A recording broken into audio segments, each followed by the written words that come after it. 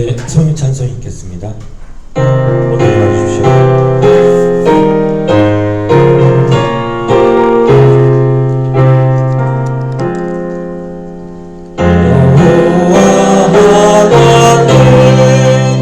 하늘에 계시니 온전한 빛 주 앞에 찬송하네.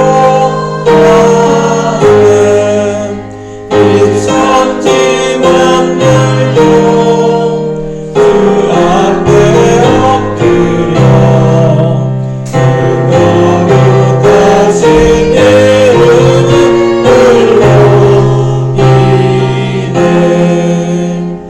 아멘. 다음은 주기도문으로 우리의 신앙 고백을 드리겠습니다. 하늘에 계신 우리 아버지여, 이름이 거룩히 여김을 받으시오며 나라의 임하옵시며 뜻이 하늘에서 이룬 것 같이 땅에서도 이루어지이다.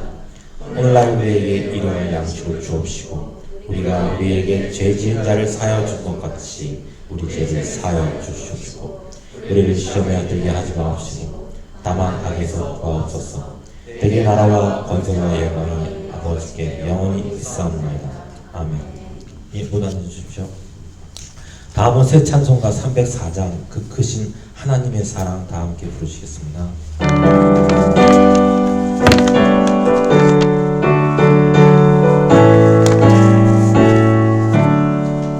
크신 하나님의 사랑 알로나여 영원하네.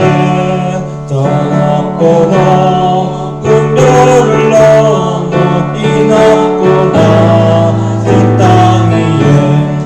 제노하여 구하려 그 아들 보내사 화목할 때 사주시고 제 용서하셨네. 하나님 크신 사랑을 증명다 못하네. 영원히 변치 않는 사랑 성도여 찬양하세.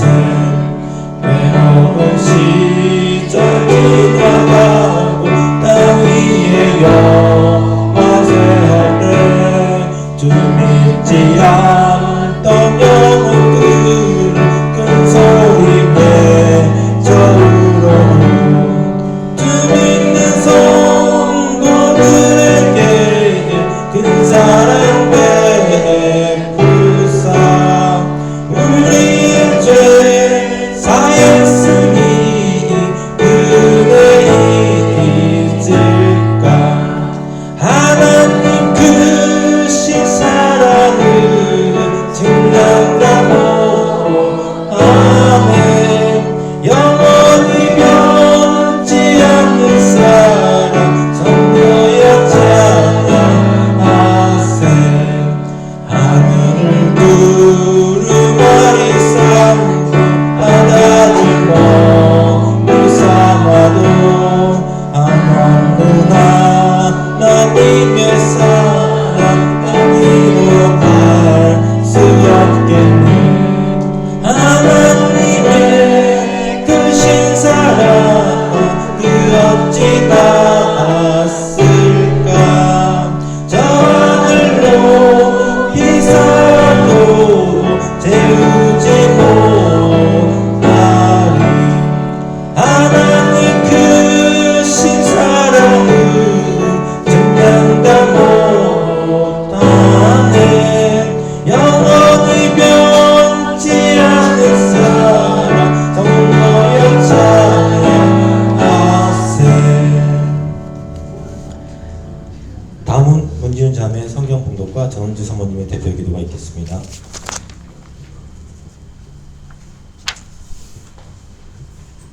오늘의 말씀은 신명기 4장 1절부터 9절입니다.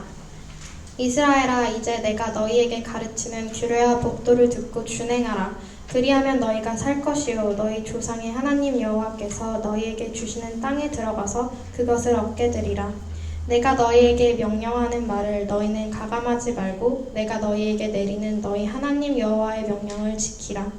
여호와께서 바알브올의 일로 말미암아 행하신 바를 너희가 눈으로 보았거니와 바알브올을 따른 모든 사람을 너희의 하나님 여호와께서 너희 가운데에 멸망시켰으되 오직 너희의 하나님 여호와께서부터 떠나지 않는 너희는 오늘까지 다 생존하였느니라. 내가 나의 하나님 여호와께서 명령하신 대로 규례와 법도를 너희에게 가르쳤나니 이는 너희가 들어가서 기업으로 차지하라. 땅에서 그대로 행하게 하려 함인즉 너희는 지켜 행하라. 이것이 여러 민족 앞에서 너희의 지혜요 너희의 지식이라. 그들이 모든 규례를 듣고 이르기를 이 큰 나라 사람은 과연 지혜와 지식이 있는 백성이로다 하리라. 우리 하나님 여호와께서 우리가 그에게 기도할 때마다 우리에게 가까이 하신 것 같이 그 신이 가까이 함을 얻은 큰 나라가 어디 있느냐. 오늘 내가 너희에게 선포하는 이 율법과 같이 이 규례와 법도가 공의로운 큰 나라가 어디 있느냐. 오직 너는 스스로 삼가며 내 마음을 힘써 지키라.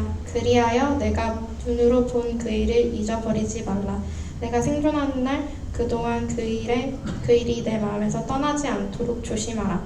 너는 그 일들을 네 아들들과 네 손자들에게 알게 하라. 아멘.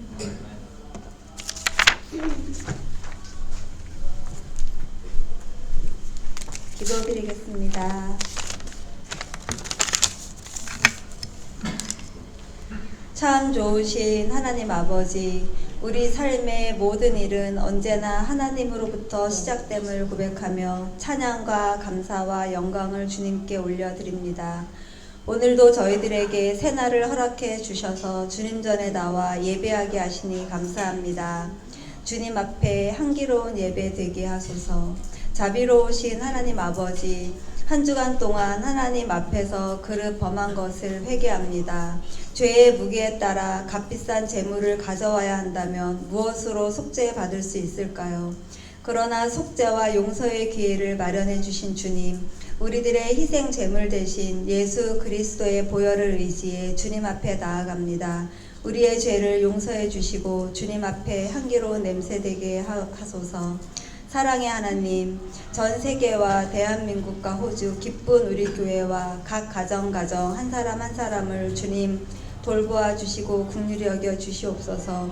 전 세계에서 드려지는 오늘의 예배로 각 사람 마음속에 번제단 위에서 타오르고 있는 믿음의 불이 꺼지지 않게 하시고 예배를 통해 우리의 삶에 하나님의 임재가 지속적으로 함께하는 삶을 살게 하소서.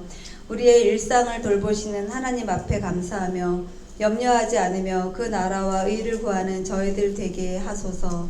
누룩을 넣어 부풀리고 부드럽고 맛나게 하는 빵 같은 삶이 아니라 변질되고 세상을 즐거워하고 탐심의 누룩을 경계하고 누룩 없는 빵 같은 삶 되게 하소서. 그래서 주님 앞에 향기로운 삶 되게 하여 주시옵소서. 신실하신 하나님, 오늘도 단위에 세우신 목사님을 위해 기도합니다. 늘 새 힘 주시고 주님께서 목사님의 삶을 아시오니 그 삶을 통해 영광 받으시고 주님의 은혜로 채워주시기를 원합니다. 예배를 사모하며 하나님을 더욱 기쁘시게 하는 기쁜 우리 교회 각 가정 한 분 한 분, 찬양단, 예배팀, 아무도 모르게 봉사하는 사랑의 봉사단 주님 기억하여 주시고 이 시간 기쁜 우리 교회의 예배가 주님 앞에 향기로운 예배 되기를 간절히 원합니다. 지금도 살아계셔서 저희와 항상 함께 하시는 예수님의 이름으로 기도드립니다. 아멘.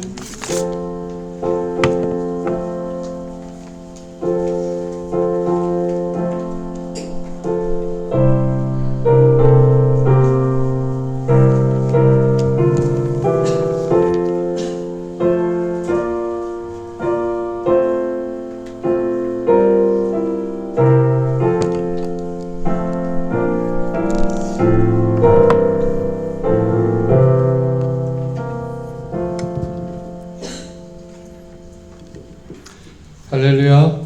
오늘도 주의 은혜가 여러분 모두에게 함께 하실 줄 믿습니다. 예, 오늘도 참 잘 나오셨습니다. 옆에 분 한 분 더 인사하실까요? 참 잘 나오셨습니다. 은혜 많이 받으십시오. 사랑하고 축복합니다.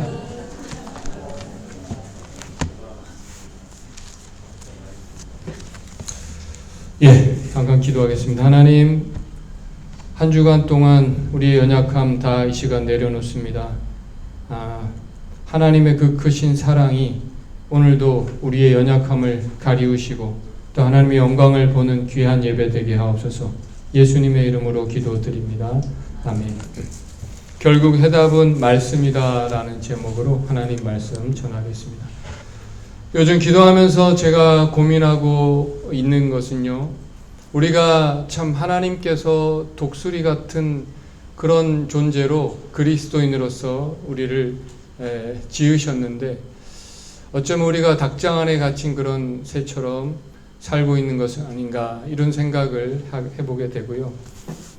마치 동물원의 철창 안에 있는 그런 코끼리처럼 자신의 능력을 또 힘을 모르면서 우리가 살아가고 있는 것은 아닌가, 이런 생각을 또 하게 됩니다. 그러면서 어떻게 우리가 독수리처럼 새 힘을 얻고 독수리가 하늘을 올라감 같이 그런 새 힘을 얻고 그런 힘 있는 신앙생활을 할 것인가, 이런 기도를 지난주 하면서 저에게 해답이 되었던 말씀이 바로 지난주에 새벽에 묵상했던 오늘 본문의 말씀이었습니다.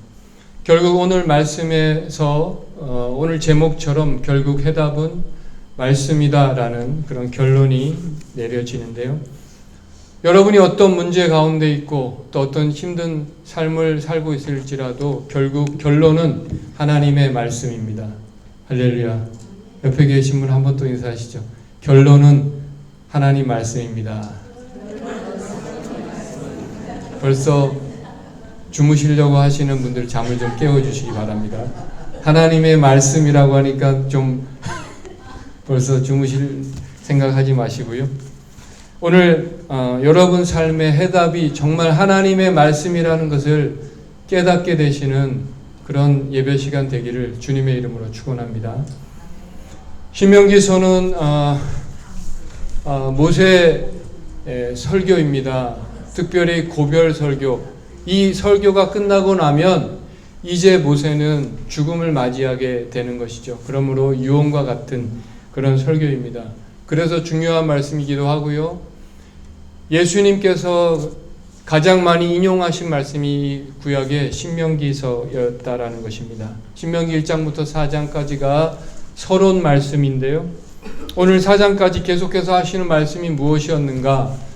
묵상을 잘 같이 따라오신 분들은 아시겠지만 이 가데스 바네아에서 있었던 그런 사건과 요단 동편 땅을 차지한 지금까지 어떻게 하나님께서 우리를 인도해 오셨고 여기까지 은혜를 베푸셨는가에 대해서 지금까지 이야기를 하시고요. 오늘 본문 4장에서 이스라엘아 이제는 이렇게 시작합니다.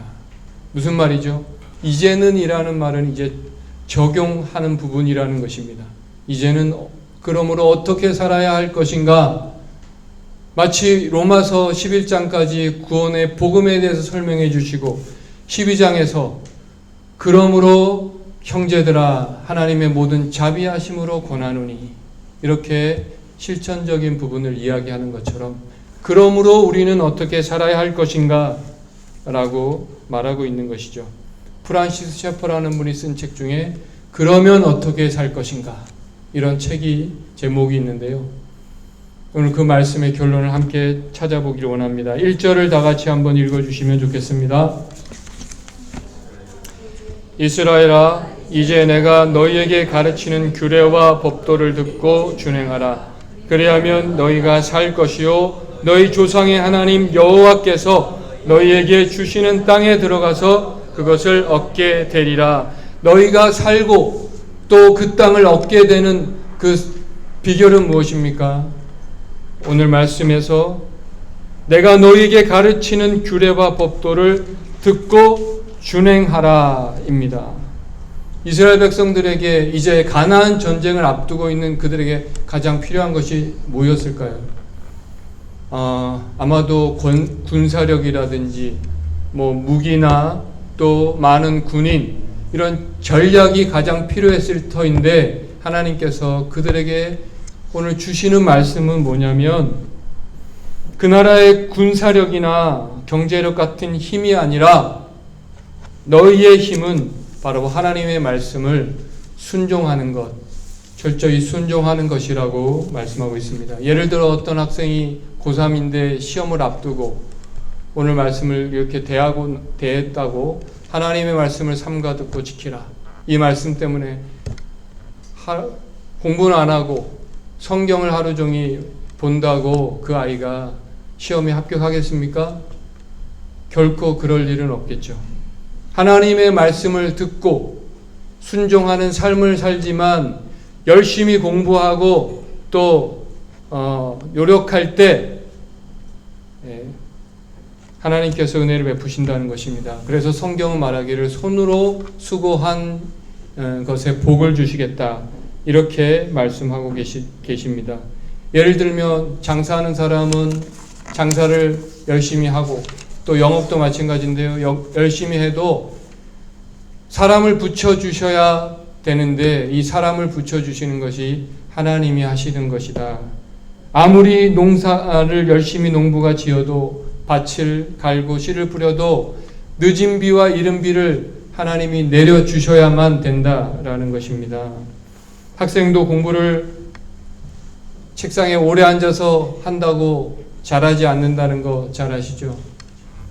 하나님께서 창조적인 질서, 지혜와 지식을 주실 때 잘하게 된다는 것입니다. 오늘 본문 6절 말씀처럼요. 하나님께 순종하고 하나님을 경외하는 자에게 지혜와 지식을 주시는 것입니다. 6절 말씀 제가 읽어드리겠습니다. 너희는 지켜 행하라. 이것이 여러 민족 앞에서 너희의 지혜요 너희의 지식이라. 그들이 이 모든 규례를 듣고 이르기를 이 큰 나라 사람은 과연 지혜와 지식이 있는 백성이로다 하리라. 우리가 지나간 과거를 볼 때 대한민국이 지금처럼 잘 살게 된 이유가 무엇입니까? 한때는 그야말로 어떤 분 말처럼 아프리카 가봉처럼 가봉보다 못 사는 그런 나라였는데 우리가 이렇게 잘 살게 된 이유가 대통령이 좋아서입니까? 정치를 잘해서 또 경제인들이 잘해서입니까? 아니죠. 대한민국에 부어주신 하나님의 은혜였음을 우리는 부인할 수 없는 것입니다. 할렐루야. 2절 말씀 보니까요. 같이 읽겠습니다.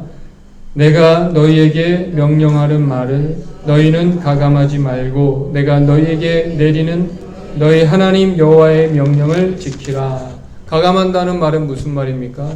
더하거나 빼지 말라. 잘 빼는 사람들이 있는데요. 특별히 이단들이 이렇게 잘 뺍니다. 말을. 자기들한테 필요한 말만 골라서 이렇게 조합하고 전한다는 거죠. 또 우리들도 마찬가지입니다. 성경 신명기 6장 3절에요. 6장 3절 제가 읽어드리겠습니다. 보니까 이런 말씀이 있어요.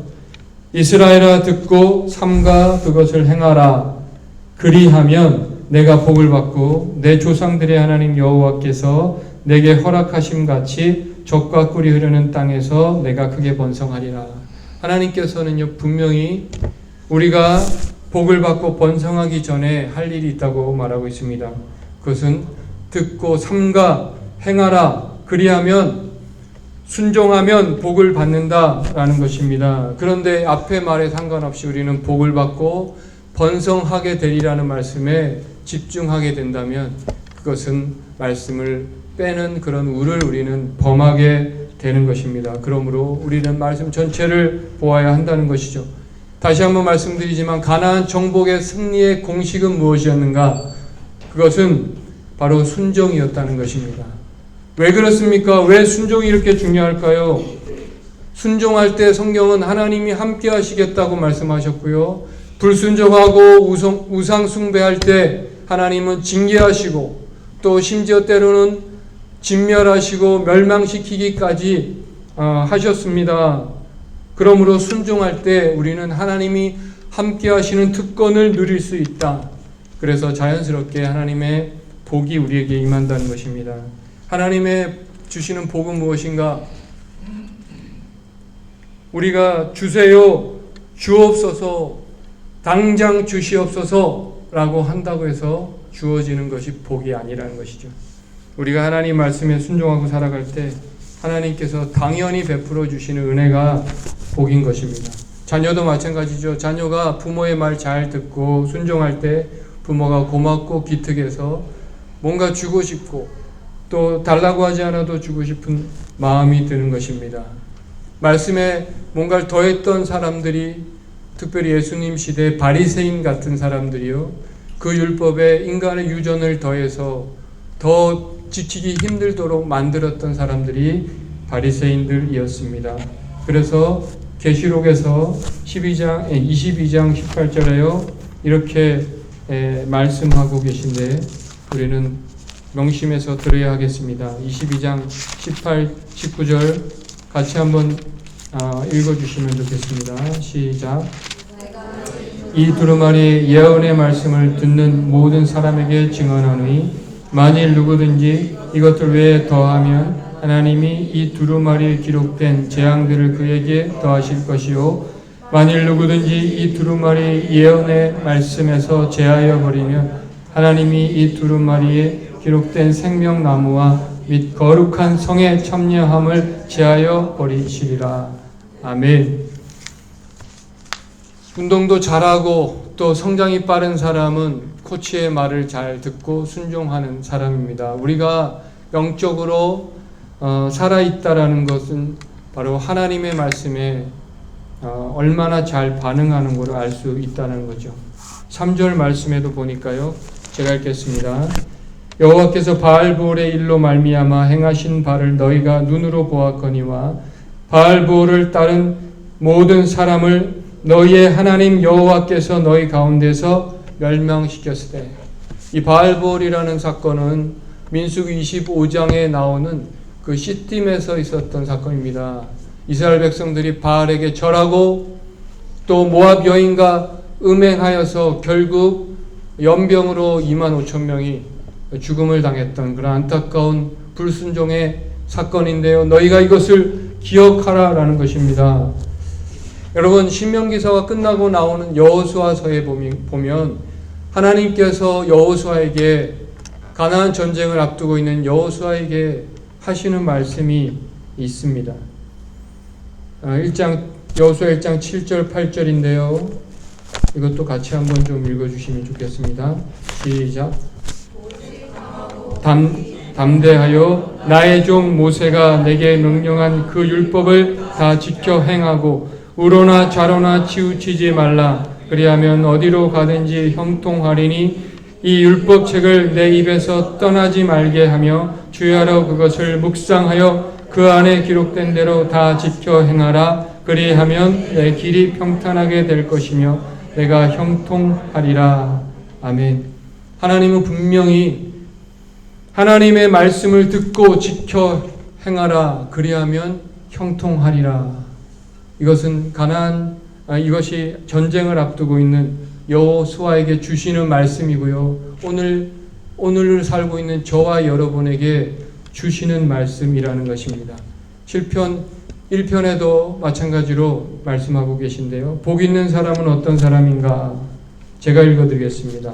오직 여호와의 율법을 즐거워하여 그의 율법을 주야로 묵상하는도다.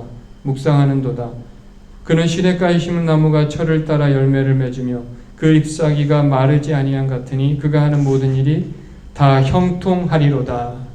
여기서 형통하다는 말이 계속 반복해서 나오고 있습니다. 창세기 39장에 형통이라는 말이 가장 많이 나온다는 말씀드렸고요. 요셉이 하나님께서 함께 하셔서 형통하였더라. 결국 하나님이 함께 하시는 것이 형통이고요. 결국 순종하는 사람이 하나님, 잘 들으시기 바랍니다. 순종하는 사람에게 하나님이 함께 하시고, 그래서 하나님이 함께 하시는 사람은 형통한다는 것입니다. 그러므로 결론적으로 바로 순종하는 사람이 형통하는 것입니다. 4절 말씀에 보니까요, 붙어 있다라는 말이 나오는데요. 4절 말씀 제가 읽습니다. 오직 너희의 하나님 여호와께 붙어 떠나지 않은 너희는 오늘까지 다 생존하였느니라. 이 붙어 있다라는 말은요, 창세기 2장에 남자가 부모를 떠나 그의 아내와 합하여 둘이 한 몸을 이룰지니라. 여기 합하여라는 말과 같은 말입니다. 부부 사이 하나가 되듯이 친밀하듯이 하나님과 연합되어서 소통하며 살아가는 것이 중요하다는 것입니다. 바로 그 증거가 순종하는 것으로 나타나는 거죠. 포도나무에 붙어 가지가 요한복음 15장에 포도나무 가지에 붙어 있을 때 열매가 맺혀지고요. 단순히 열매가 맺혀질 뿐만 아니라 살아있게 하는 것입니다. 그러므로 우리가 하나님 말씀에 순종하는 것은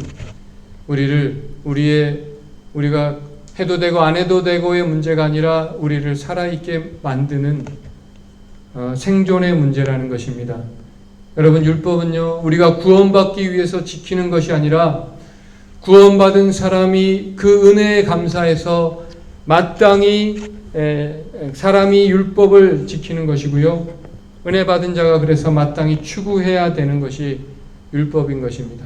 그러므로 우리가 어떻게 살아야 할 것인가? 여기에 대한 답이 바로 하나님 말씀에 우리가 순종하는 삶이어야 한다는 것입니다. 할렐루야. 좀 힘들어도 아멘으로 대답해 주시기 바랍니다. 할렐루야. 우리 기독교는 삶이고요, 신앙입니다. 우상 종교와 우리 기독교가 다른 점이 무엇인가? 함께하는 교회 박희호 목사님이라는 분이 강의에서 이런 말씀을 하셨는데 참 공감이 갔습니다. 기독교는 이 체계 종교고 지식의 종교라는 거죠. 그런데 우상 숭배 종교의 특징은 뭐냐면 그냥 머리를 쓸 필요가 없고 그냥 아무것도 요구하지 않고 그냥 시키는 대로 하면 된다라는 것입니다. 그런데 기독교는요, 하나님의 말씀을 배우고 연구하고 알아가는 것이 기독교라는 것이죠. 나무 앞에서 그냥 절만 하면 되는 것이 아니라 공양미 300석 그냥 바치고 그러면 끝이 아니라 이 기독교 우리 역사에도 그런 일이 없지 않았습니다. 우리가 죄를 지으면 어떡합니까? 왜 죄를 지었고 하나님 앞에 어떻게 해야 되는지, 하나님 원하시는 것이 무엇인지 고민해야 되는데 중세 카톨릭에서는 뭘 했습니까? 면죄부를 팔았다는 거죠. 기독교는 깊이 묵상하고 내 삶에 어떻게 적용할 것인가 깊이 고민하고 살아야 한다는 것이죠. 그래야 진리에 도달할 수 있다라는 것인데, 마치 베레아 사람들처럼 간절한 마음으로 말씀을 받고 이것이 그러한가 하여 날마다 성경을 상고함으로 그 중에 믿는 사람이 많았다라고 성경은 말하고 있습니다. 그래서 참된 구원, 하나님이 주시는 참된 복은요, 내가 연구하고 내 지식으로 또 내가 알아가고 그럼으로써 생긴다는 것입니다. 그래서 예수님도 말씀하셨죠. 영생은 하나님과 그의 아들 예수님을 아는 것이라고 분명히 말씀하셨습니다. 그래서 말씀을 공부하고 연구하는 것이 우리 삶에 동반되어야 합니다. 또 이런 예를 들어주셨는데요. 주식을 투자하는데 어떤 사람은 주 옆에서 주식 이렇게 하면 이 회사 주식을 사면 괜찮다고, 그러면 그 말 듣고 그냥 주식을 사면 거의 90%는 투자에서 실패한다는 것입니다. 그런데 어떤 사람이 투자에 성공하는가? 그 회사가 전망이 있고 유망하고 또 이 회사가 투자할 가치가 있는지 연구하고 또 알아보는 그 사람이 성공할 확률이 높다는 거죠. 얘가 맞는지 모르겠습니다만은 하나님의 말씀의 진리를 내가 묵상하고 또 연구하고 순종하고 살아야지 다른 사람의 말을 그냥 받아들이는 것만으로는 실패할 수 있다는 것입니다. 그래서 하나님께 가까이 갈 수 없는 것이죠. 그러므로 우리는 하나님과 그 법도와 규례를 배우고 또 순종하고 진리와 지식이 내 안에서 자라가도록 해야 한다라는 말씀입니다. 그래서 참된 구원은 그래야 참된 구원에 이를 수 있고요. 그러므로 내가 하나님의 말씀을 직접 읽고 묵상하고 말씀대로 살아가는 삶이 중요하다는 것입니다. 여러분, 종교개혁이 왜 일어났습니까? 지나치게 종교화되어 있고 형식화되어 있는 이 가톨릭의 종교를 깨트리고 오직 성경의 기치를 높이 들고 말씀의 진리를 따르자 해서 생긴 것이 종교개혁 아닙니까? 오직 말씀으로, 오직 성경으로 돌아가자라고 시작된 것인데요. 과연 우리 삶에 또 한 번의 이 종교개혁이 필요하다라고 저는 믿습니다. 그것은 다시 한번 이 말씀의 가치를 높이 들고 진리를 따르는 삶, 우리 삶에 바로 하나님의 말씀이 가장 가치가 있고요. 가치가 있고 그 말씀으로 돌아가는 것, 그것이 바로 종교개혁이라고 믿습니다.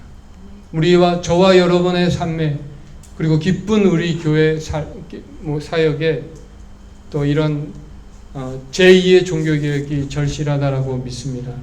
할렐루야. 하나님의 말씀이 우리 삶에 재인식되고 재발견되어져야 한다라는 것입니다. 이 시대의 가장 큰 문제가 무엇인가? 왜 하나님의 이름이 욕을 먹고 있는가? 우리로 말미암아. 그것은 하나님의 말씀이 땅에 떨어졌기 때문이죠. 더 이상 그리스도인들차 하나님의 말씀을 경외하지 않고 또 순종하지 않음으로 말미암아 그 권위가 상실되어 있다는 것입니다. 그래서 이 근본적인 우리의 태도가 바뀌어져야 하는 것입니다.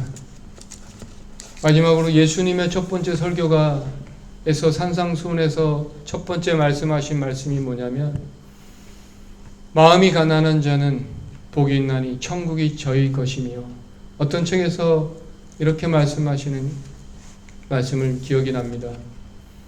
우리가 세상적인 부자가 되기 위해서는 세상적인 성공은 부자가 되는 것이라면 영적인 성공은 마음이 가난해지는 것이다. 우리가 마음이 가난해지는 이유가 무엇입니까? 내 자신에게서 비롯된 힘을 내려놓고 하나님께 겸손히 순종할 때 우리는 진정한 영적인 부자가 될 것입니다. 할렐루야. 그러면 하나님께서 저와 여러분을 열방 가운데 큰 나라로, 큰 민족으로 반드시 세우실 줄 믿습니다. 할렐루야. 마지막으로 한 가지 더 생각해 보고 싶은 것은요, 오늘 말씀 9절 10절인데요 9절 주보의 9절까지 나오고 10절은 제가 읽어드리겠습니다. 9절입니다. 오직 너는 스스로 삼가며 내 마음을 힘써 지키라. 그리하면 내가 눈으로 본 그 일을 잊어버리지 말라. 내가 생존하는 날 동안에 그 일들이 내 마음에서 떠나지 않도록 조심하라. 너는 그 일들을 내 아들들과 내 손자들에게 알게 하라. 내가 호렙산에서 내 하나님 여호와 앞에 섰던 날에 여호와께서 내게 이르시기를 나에게 백성을 모으라. 내가 그들에게 내 말을 들려주어 그들의 세상에 사는 날 동안 나를 경외함을 배우게 하며 그 자녀에게 가르치게 하리라 하시매. 아멘. 우리 자녀에게 뭘 가르쳐야 합니까? 하나님을 경외함을 가르쳐야 한다고 분명히 말씀하고 계신데요. 왜 경외함을 가르쳐야 되는가? 이사야 33장 6절에요. 제가 읽습니다. 내 시대에 평안함이 있으며 구원과 지혜와 지식이 풍성할 것이니 여호와를 경외함이 내 보배니라. 바로 이 보배를 우리 자녀들에게 전해주는 것이기 때문에 우리는 하나님을 경외하는 법을 우리 자녀들에게 가르쳐야 한다는 것입니다. 우리가 사실 자녀들을 어떻게 키워야 하는지 잘 모릅니다. 사실 내 앞가름도 하기 힘든데 우리 어떻게 자녀를 가르치겠습니까?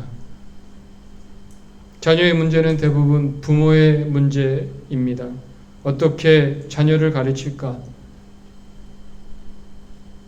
부모가 먼저 부지런히 하나님 말씀 배우고 순종하며 살아온 이야기를 자녀들에게 전해주는 것입니다. 여호와를 경외함이 지혜와 지식의 근본이라고 성경은 분명히 말씀하고 있는데요. 그것이 인생을 바르게 살아갈 수 있도록 스스로 깨닫게 해주기 때문이라고 믿습니다. 가정 예배도 드리시고 또 가정 예배를 통해서 말씀을 가르쳐 주십시오. 저희도 요즘에 여러분 기도해 주셔서 가정 예배 잘 드리고 있는데 레위기를 말씀을 가지고 가정 예배를 드리고 있습니다. 여러분 어려우시면 제가 묵상해서 올려드린 그 말씀을 이렇게 읽으셔도 되지 않겠나 하는 생각이 듭니다. 오늘 우리가 할 일은 뭐냐면 자녀들에게 마땅히 살 길을 가르치는 것이고요. 믿음의 길을 걷는 것은 본인의 책임입니다. 사역의 시간이 많아지면서 자녀들 때문에 힘들어하는 그런 성도님들을 저도 마찬가지지만 많이 만나게 되는데요. 한편으로 깨닫는 것은 어쩌면 그 자녀를 통해서 하나님께서 나 한 사람 변화시키고 새롭게 하시려고 하시는 뜻이 있구나라는 생각을 하게 되고요. 또 하나님 말씀으로 가르치지 못한 그런 안타까운 결과라는 생각이 들기도 하는 것이죠. 그럼 늦지 않았습니다. 이제부터라도 하나님의 보배를 전해주시는 저와 여러분 되시기를 바랍니다. 자녀 교육의 해답도 결국은 하나님 말씀입니다. 그것이 저와 여러분을 살게 할 줄로 믿습니다. 결론적으로 모세가 신명기서를 통해서 강조하고 있는 것은 하나님의 말씀을 삼가 듣고 지키라. 그러면 어떻게 우리가 살아야 할 것인가?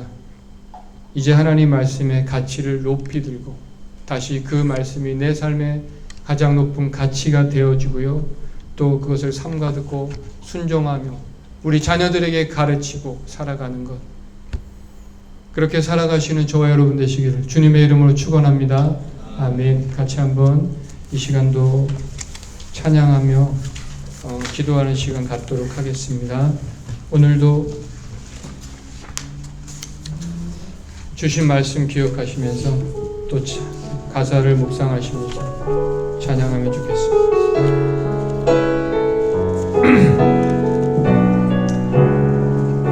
전능하신 나의 주 하나님은 전능하신 나의 주 하나님은 능치 못하실 일 전혀 없네. 능치 못하실 일 전혀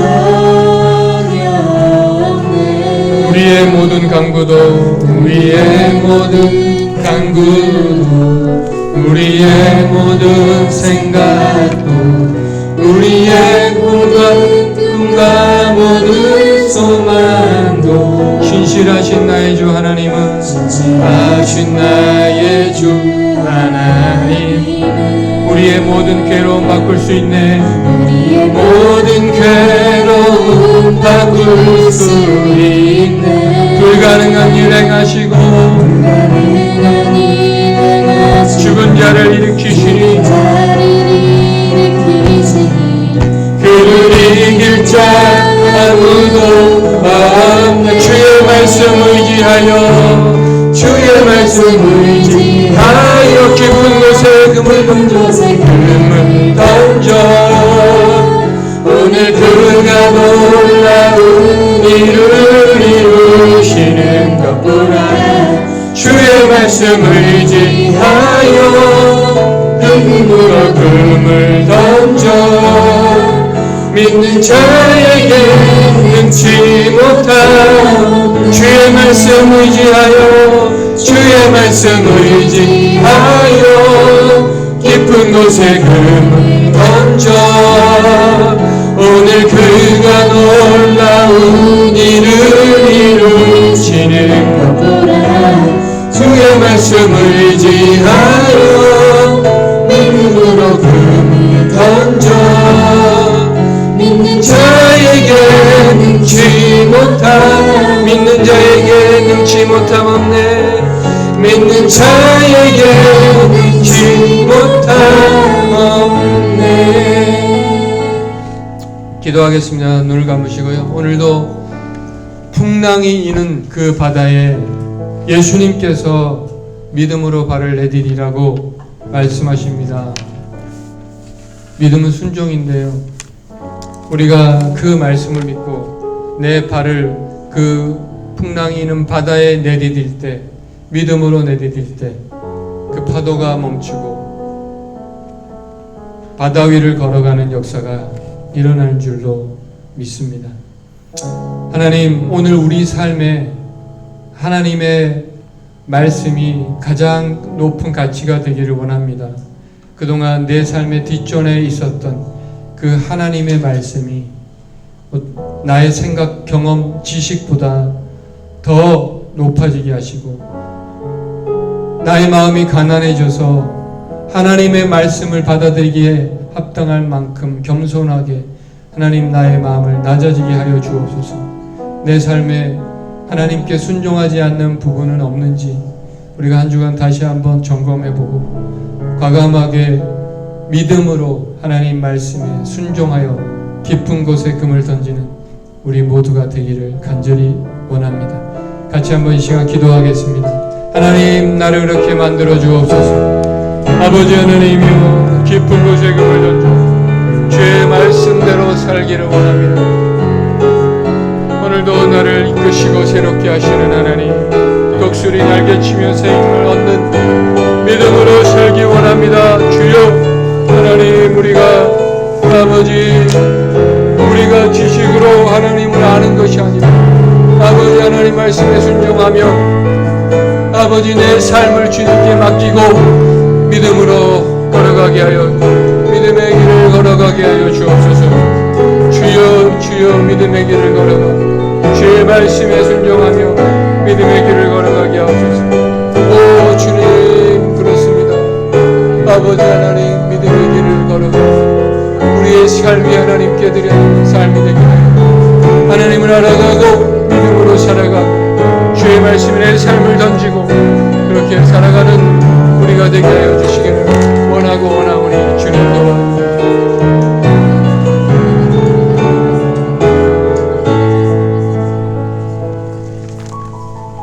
아멘. 주님 감사합니다. 아멘. 이스라엘아, 듣고 삼가 그것을 행하라. 그리하면 내가 복을 받고 내 조상들의 하나님 여호와께서 내게 허락하심 같이 적과 꿀이 흐르는 땅에서 내가 크게 번성하리라. 오늘도 주님께서 끊임없이 우리에게 말씀하십니다. 내 말을 듣고 삼가 그것을 행하라. 오늘 우리가 하나님의 그 말씀을 무시하고 여전히 하나님 앞에 떼쓰듯이 내게 복을 주옵소서, 복을 주옵소서 그렇게 기도하고만 있지 않았는지 오늘 우리 삶을 돌아보는 그런 예배 시간이 되기 원합니다.